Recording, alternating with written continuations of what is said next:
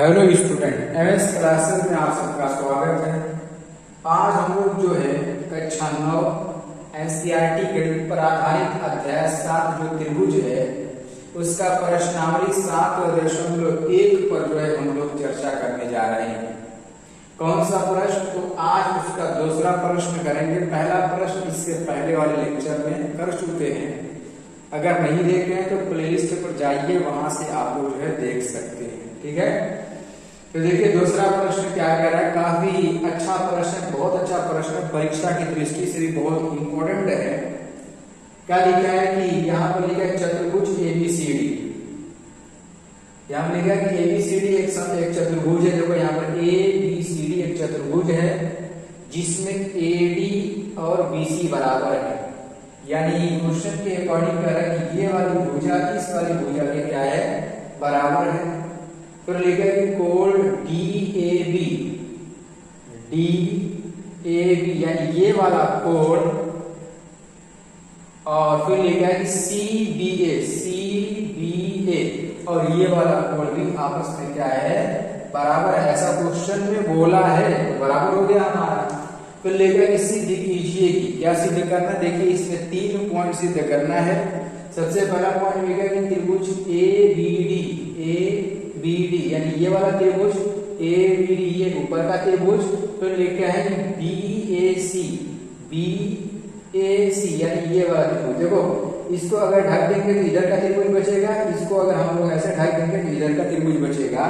इन्हीं दो त्रिभुज को देखो यहाँ से अच्छी तरीके से एबीडी यानी ये वाला त्रिभुज, और हम लोग को बीएसी ये वाला त्रिभुज हम लोग को लेकर के सिद्ध करना है। देखो यहाँ पर जो है मैं इसको ऐसे बना दूंगा।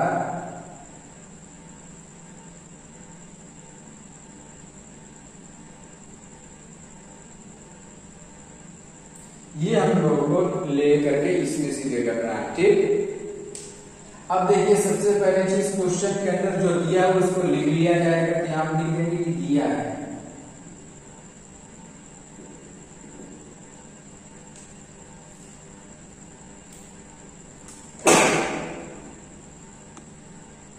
अब देखिए क्वेश्चन में क्या दिया है। यहां पर सबसे पहले क्वेश्चन में दिया है कि एडी बराबर है बीसी के, ये दिया है। फिर उसके बाद क्वेश्चन में और एक चीज दे दिया है हमारा कि जो कोण है, देखो ये वाला पॉइंट दिया है कि कोण डीएबी ये भी बराबर है कोण सीबीए। ठीक है, ये चीज हम लोग को क्वेश्चन में दिया है, बराबर कर दिया हम लोग, बराबर लिख भी दिए। अब देखो सिद्ध जो करना है वो यहाँ पर लिखा है 1 2 3 पॉइंट सिद्ध करना। सीधे हम ऊपर पर आते हैं।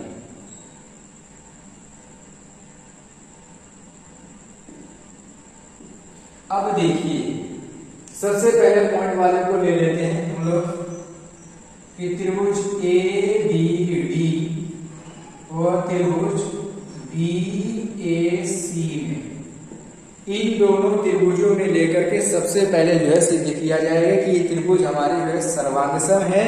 उसके बाद जो हम लोग ये सिद्ध करेंगे कि ये जो अगला जो पॉइंट है, अगर ये सिद्ध हो जाएगा तो ये भी हमारा सिद्ध हो जाएगा। तो चलिए सबसे पहले इस त्रिभुज को सिद्ध करते हैं। देखो त्रिभुज के अंदर सबसे पहले दिया क्या है उसको ले लिया जाएगा। ठीक है ना। तो यहाँ पर हमारा त्रिभुज में देखो ये एडी और बीसी क्वेश्चन के अंदर दिया है, यहाँ भी देंगे। इसमें कौन सा पड़ रहा है, एडी। एबीडी में एडी जो है बराबर है किसके, बीसी के। कहां से, क्वेश्चन में दिया है तो लिख देंगे कि दिया है, यहां पर दिखा देंगे। और एक चीज देखिए ये वाला जो कोण है इस वाले कोण के बराबर है, ये भी दिया है। यहां पर लिखेंगे कि कोण डीएबी बराबर कोण सीबीडी के। सीबीए ये हमारा क्या हो जाएगा, बराबर हो जाएगा।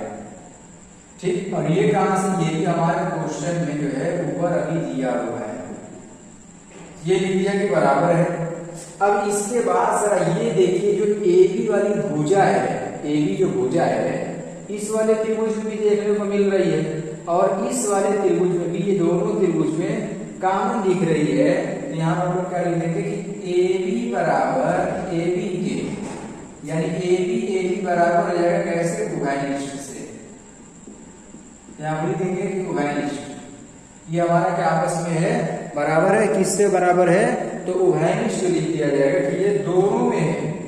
किसमें, दोनों में, मतलब यह है कि त्रिभुज ए बी सी में, देखो यहाँ पर त्रिभुज ए बी डी वाले में भी ए बी पड़ रहा है और त्रिभुज बी ए सी में भी हमारा बी ए यानी ए बी दोनों में है, इसलिए ये बराबर है।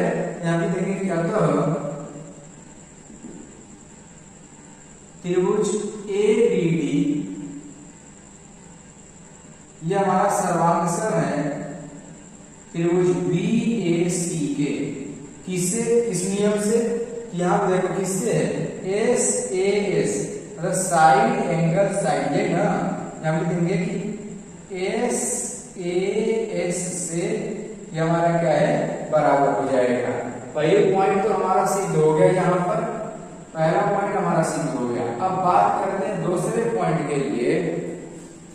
तो दूसरा पॉइंट में हम लोग को ये सिद्ध करना है कि जो BD है AC के बराबर होगा। BD देखो ये BD है और ये AC, ये बराबर होगा। अब जरा देखो यही त्रिभुज लिए थे ना, ये वाला एक त्रिभुज और ये वाला एक त्रिभुज हम लोगों ने लिया था। हम ये जानते हैं कि अगर कोई त्रिभुज सर्वांगसम हो जाता है तो उसके जो अब अन्य जो अवयव बच गए हैं वो भी त्रिभुज हमारा क्या होता है, वो भी जो है जितने भी अवयव बचे हैं वो आपस में भी बराबर हो जाएंगे। वो जब बराबर होंगे वो किस नियम से, तो उसको बोला जाता है CP CT से वो आपस में बराबर हो जाते हैं। तो यहाँ पर हम लोग ये लिखेंगे कि त्रिभुज का यहाँ लिखेंगे दूसरे पॉइंट के लिए कि जो BD है ये AC के बराबर हो जाएगा। कैसे बराबर आएगा, CP CT से। ये हमारा जो है CP CT से बराबर हो जाएगा, सर्वांगसम त्रिभुज के संगत अवयव वाले से बराबर हो जाएगा। अच्छा, ये वाला कोण ABD बराबर है BAC के।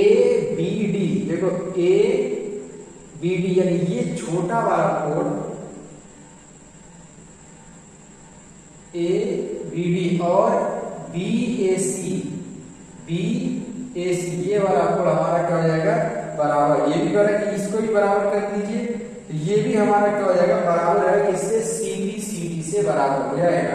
यहाँ पर लिख देंगे कि कोण ABD बराबर हो जाएगा हमारा कोण BAC के, यहाँ पर रीजन भी देंगे CP CT से। कैसे, ये वाला कोण कैसे लिया गया, तो देखो ये वाला कोण ABC में ये वाला छोटा सा कोण और ABC में ये वाला छोटा सा कोण बनेगा और ADB में हमारा ये वाला छोटा सा कोण बनेगा।